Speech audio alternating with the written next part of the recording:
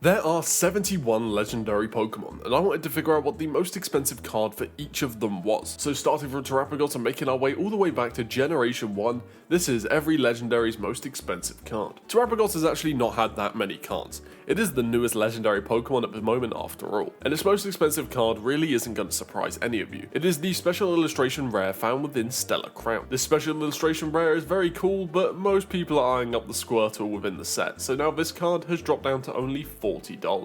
Ogerpon has already made her mark as one of the biggest fan favourites from Generation 9. Seriously, my wife is obsessed with this Pokemon. And the most expensive card for Ogerpon may surprise you. It's actually the Pokemon Center stamped Elite Trainer Box promo from the Twilight Masquerade boxes. This card is actually not that expensive at the moment at $40. We now have to address the elephant in the room, the Loyal Free. These Pokemon have not been received well by fans, with some saying that this is the worst trio ever designed. However though, these Pokemon have all had their times in the TCG meta, particularly our first Pokemon Pheasantdipity, who has a special illustration rare found within the Shrouded Fable expansion, which costs $40 today. Munkidori is next, and Munkidori has equally been a part of the meta now since its release. Munkidori is the perfect card for cycling damage around thanks to its ability, with the most expensive card for Munkidori being the art rare version found once again within Shrouded Fable at $25. Which brings us to our final member of the Loyal Free, Okidogi. Okidogi is my personal favourite of the free, but it's not by much. I really don't like the designs of these three, but as said, each of their cards has had a moment in the meta, and Okidogi is no different, with its most expensive card being the special illustration rare version of Okidogi EX from Shrouded Fable for $18. Which brings us to the box art legendaries for the Scarlet and Violet era, starting with Miraidon. Now Miraidon has had some very popular cards. We got a special illustration rare in Scarlet and Violet base, we got a staff card from the Temporal Forces pre-release. However, the most expensive card that Miraidon has is the Scarlet and Violet promotional Miraidon from Japan. This card was given out as a prize card and as such has become really expensive at $260 on average. Koraidon also received a card from the same event. This card is nowhere near as expensive as the Miraidon version though, costing only $84. We're not done with Scarlet and Violet just yet though, as next we have the Tablets of Ruin. I feel like these Pokemon have grown on the fans somewhat, with iconic memes like Wochien that always seem to pop up during TCG live streams. However, we have to start with Chi-Yu, whose most expensive card is the special illustration rare found within Paldea Evolved, which would cost you about $28. Ting-Lu is a bit of a bank breaker though. I feel like the Tablets of Ruin, Ting-Lu just has been one of the most disappointing. Despite being excellent in the VGC for a while, in the TCG, Ting-Lu just never found its spot. As such, the most expensive card for Ting-Lu is the special illustration rare from Paldea Evolved for $9. Chien-Pao did actually have its time in the TCG as a really meta deck, particularly when you compare it with Palkia V-Star, and Chien-Pao also has, in my opinion, one of the best designed special illustration rares within Paldea Evolved. However, Chien-Pao's most expensive card actually comes from the Japanese version of this set, Snow Warning, instead of the English, which is kind of uncommon, with the Japanese version selling for $28. Which brings us to the forgotten fourth member of the Tablets of Ruin. Wochien is the only member of the four to not have appeared at some kind of Pokemon tournament, at least in a good finish. People could not get it to work in the VGC or the TCG, and as such it has slowly been left behind the rest of the pack. However, it is still more expensive than Ting-Lu, with the Japanese SIR from Snow Hazard costing $15. Next up we have Enamorus, whose most expensive card is the Japanese Dark Phantasma Trainer Gallery version of Enamorus V for $13. I reckon if I skipped Spectra and Glastria, you would not have noticed. They have no cards. Seriously, the only cards they have so far came out of Lost Origin, which is awful, with the card in Lost Origin for Spectria costing $2 in a reverse. And yes, that's Spectria's most expensive card. But hang on, Glastria has an edge. The card from Lost Origin was also used in the winter calendar for that year, with the Snowflake stamped Glastria costing almost $5. Calyrex I have decided to mention 3 cards for. Its most expensive solo card, and then both of the rider cards. Starting with the solo card, which is the card found in Crown Zenith for $2. This is the only Calyrex card without its horses. As for Shadow Rider Calyrex, the most expensive is the Japanese art rare for Shadow Rider Calyrex VMAX for $260. For Ice Rider Calyrex, it is the art rare counterpart to Shadow Rider for $130. Sword and Shield had way more legendaries legendaries than I remembered, as next we have Regidrago. Now Regidrago for a while did have a very prominent place in the meta, however it took fans way too long to figure it out, and as such the card exited the meta as soon as it entered. Now the most expensive card for the Dragon Regi is the Regidrago V Art Rare from Silver Tempest for $23. Weirdly, we never got an Art Rare version for Regieleki, and are honestly probably due one soon. For now though, the most expensive card for Regieleki is the Regieleki VMAX Rainbow Rare from Silver Tempest for $8.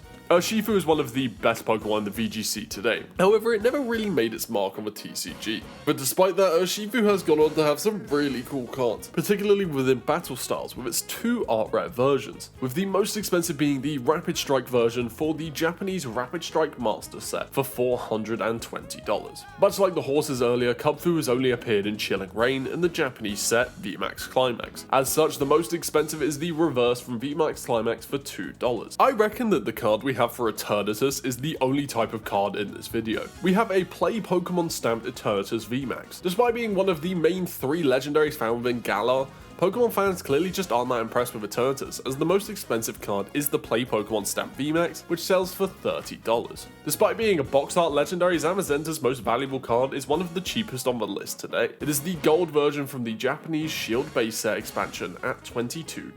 Zamazenta would recently come back in Destined Rivals, however it did not really get much other than an art rare. However, Zacian would actually get a special illustration rare found within the Journey Together expansion, Hops Zacian EX. This is one of my favourite cards within the whole set and only costs around $35 to get. Which brings us back to Generation 7. For anyone wondering, no, the Ultra Beasts are not in this video as technically they aren't legendaries. For now though, let's start with Necrozma, whose most expensive card is the Ultra Necrozma GX from Dragon Majesty for $65. I'm gonna mash Solgaleo and Lunala together as the most expensive card for both of these Pokemon is the art rare version of Solgaleo and Lunala GX that features Lily on the card. This is the secret rare version of the card and will set you back $300 today. Cosmoem is a weird legendary. Honestly, I personally would have skipped it, but its most expensive card is actually really quite adorable. This is the 25th anniversary Japanese Cosmoem Reverse Holo, which would cost you $7. Our next Pokemon actually has a surprisingly expensive card. This is the Cosmog found within the Japanese Lily and Cosmog Special Box. This promo card has been quite hard to get in the West, and as such it is now worth $75. Now we have the Tapu Pokemon, starting with Tapu Fini, whose most expensive card is the Unified Minds pre-release staff promo, which will cost you $22. Tapu Bulu's card is in my opinion way more boring than the Tapu Fini, as it's just a regular gold version of Tapu Bulu GX,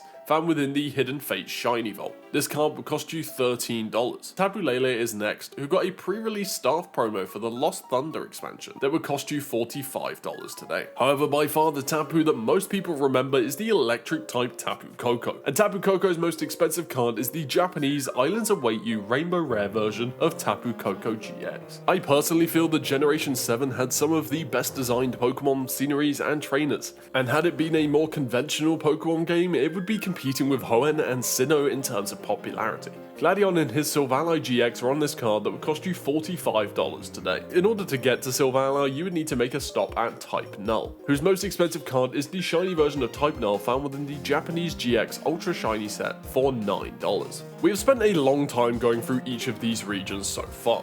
Thankfully, we can now slow down a bit in Generation 6, starting with the legendary snake, monster, dog thing, Zygarde. Before the days of Legend ZA, Zygarde's story was pushed into Sun and Moon, where we finally got to see 100% Zygarde. But this card from X and Y Fates Collide paying homage to the awesome legendary Pokemon, costing you $82 for the Japanese version. And now for the burnt bacon strip himself, Yveltal. Yveltal and Xerneas are often forgotten by the fanbase. I feel like their stories just never really are that interesting, and given how many people had turned their back on Pokemon by Gen 6, most people just never really appreciated them. However, Yveltal has had some awesome cards, with the most expensive being the Best of X and Y Gold Alternate Art for Yveltal EX at $300.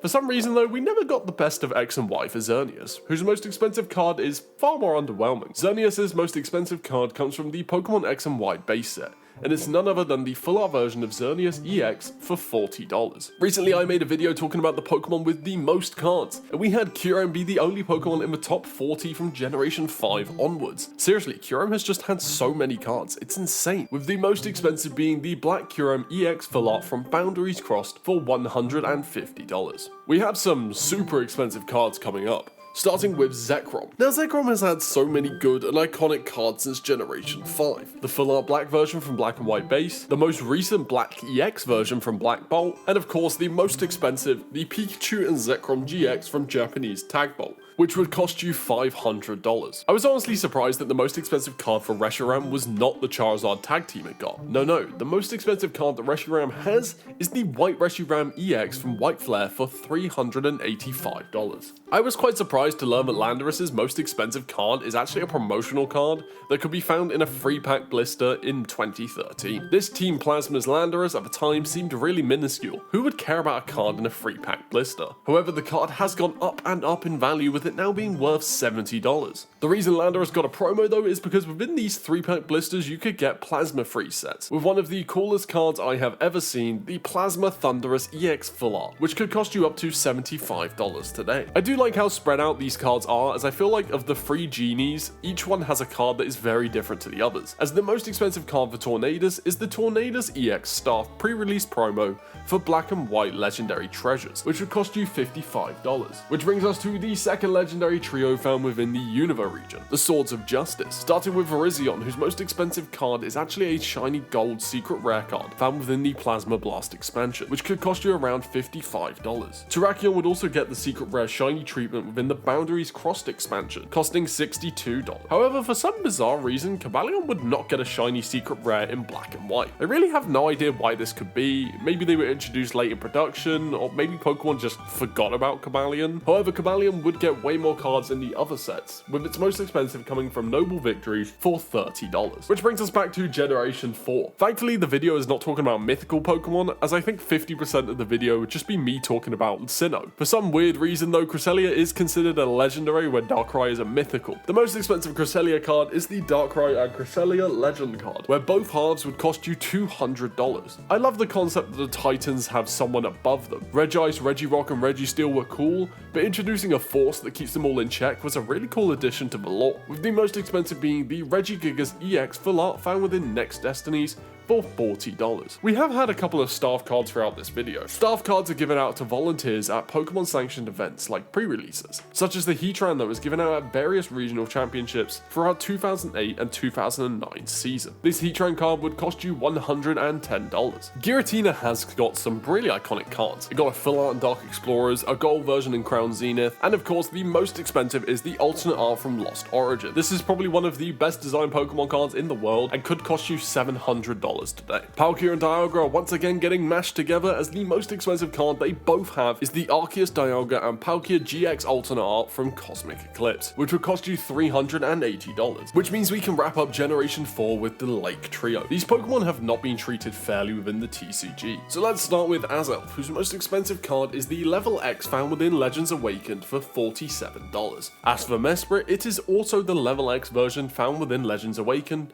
which would cost you $30. And with Uxie, we go free for free with its most expensive card also coming from Legends Awakened, and the most expensive card of the Lake Trio at $64. Now, I have to apologize. I recently made a video where I went over the most expensive Pokemon card from every set, and I completely forgot about the Gold Star Rayquaza. I have no idea how I did this. Rayquaza's most expensive card, which costs a whopping $5,250 on average, depending on condition. This is insane that I missed it. And the Gold Stars don't stop there, as our next Legendary's most expensive card is once again a Gold Star. Weirdly though, it's the Japanese version of Groudon Gold Star, which is around $1,500. And we can end our trio of Gold Stars with the Kyogre Gold Star from Delta Species, which costs $1,200. Everyone loves to talk about the Latias and Latios GX tag team card, which is one of the most beautiful Pokemon cards ever made. However, this is for the first time in the video not going to dethrone the most expensive card for the Legendaries, with the Latias Gold Star beating it at the small price of $2,050. Unfortunately for Latias's counterpart though, the Latios Gold Star is not more expensive than the tag team card, which costs $1,500, where the Gold Star is $1,200. I feel like we're currently stuck in Gold Star purgatory, As next we have Regis, whose Gold Star from EX Legend Maker is the most expensive card at $400. And we continue the trend into Regis, whose most expensive card also comes from EX Legend Maker for $600. And finally, we can end the Gold Star trend with the Regirock Gold Star once again from EX Legend Maker for $725. And that puts us back in Generation 2, where we have the Legends of Sea and Sky. So let's start with Ho-Oh. Surprisingly, Ho-Oh doesn't have that many iconic cards. However, there is one that sticks out above the rest, the Ho-Oh found within Skyridge, which would set you back around $1,600. In my expensive video, I said the Crystal Nidoking was the most expensive card within Aquapolis. However, I have since found out that the Lugia is way more expensive. Lugia's most expensive card from the Aquapolis set is $1,270. Which brings us into arguably the best legendary trio ever created, the Legendary Beasts, who by the way are cats, but let's not get bogged down with that. Let's start with Raikou. Now Raikou has had some of the best cards ever created, like its Art Rare and Crown Zenith, or the awesome Raikou and Suicune Legend card. However, of course, when you have a Gold Star variant, that is going to take the cake. The Gold Star Raikou would set you back about $500 depending on condition. Entei is next, and once again Entei follows the trend of Raikou with its Gold Star as the most expensive card. However, unlike Raikou, the Japanese version of Entei's Gold Star is more expensive than the English version, and it is way more expensive than the Raikou, with the Gold Star Japanese Entei setting you back around $650. And let's end our second legendary trio with none other than Suicune. Now Suicune is the legendary beast that gets the most attention. Pokemon Crystal revolves entirely around Suicune. Suicune is used in a lot of promotional stuff for competition, and Suicune has received more cards than the other two. And Suicune's most expensive card is the, once again, Gold Star found within Unseen Forces, that would cost you $600 roughly today. Which brings us to Mewtwo. Mewtwo has been a staple of Pokemon for decades and really gets a lot of love from the fans. We have had 2 Mega Evolutions for Mewtwo, countless cards, and even various sets based on Mewtwo.